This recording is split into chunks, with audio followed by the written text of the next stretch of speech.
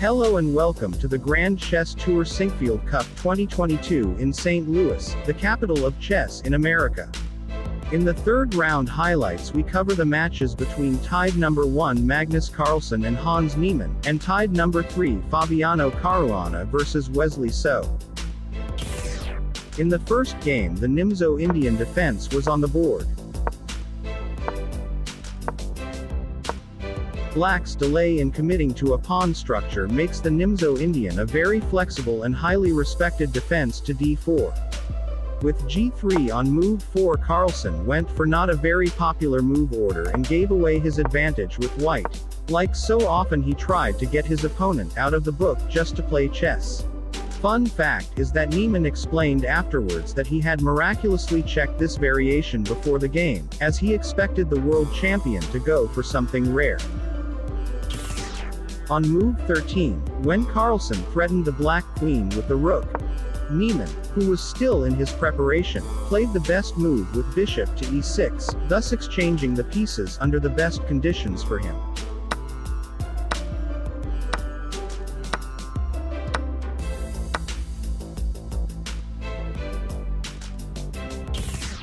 On move 19, when Carlsen offered a rook trade which would have led to a drawish endgame, Niemann made a very interesting and counterintuitive decision by playing his rook to c8, avoiding the trade and keeping his little edge. At that point it became clear that Niemann wanted to play for a win. In the next 20 moves, in a game at the highest level, it was surprisingly Niemann who gradually improved his position and gained an advantage, putting Carlsen under pressure. And he said once in an interview that he spent more than 10 minutes on a move. That's a very bad sign. He did that a lot this game. And so it happened that after the following beautiful and for Niemann advantageous exchange of rooks on move 45, he was clearly on the verge of victory due to his connected pawn pairs.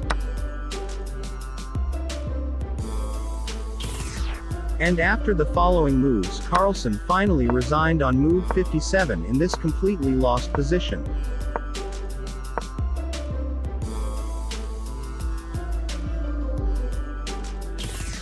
In the game So versus Caruana, the Petrov defense, which has a drawish reputation, but also offers attacking possibilities for both sides, was on the board.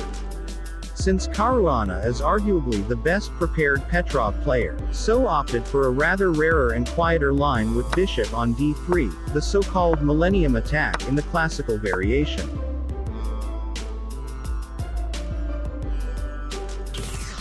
It was Caruana who launched the first attack by moving his pawn to g5 on move 15.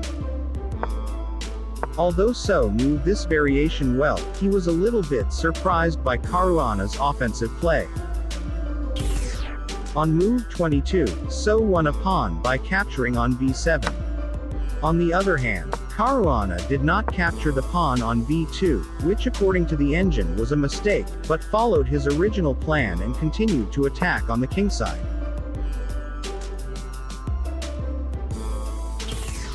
But neither the engine nor So were impressed by this crowded situation. For when the dust settled,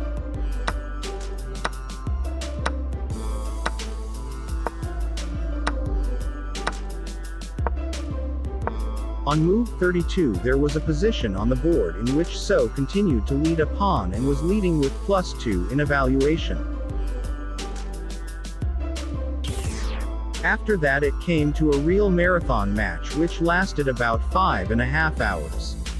So was able to gradually increase his advantage and build up so much pressure with his king, queen and knight that Caruana surrendered in this position with the threat of mate in 6.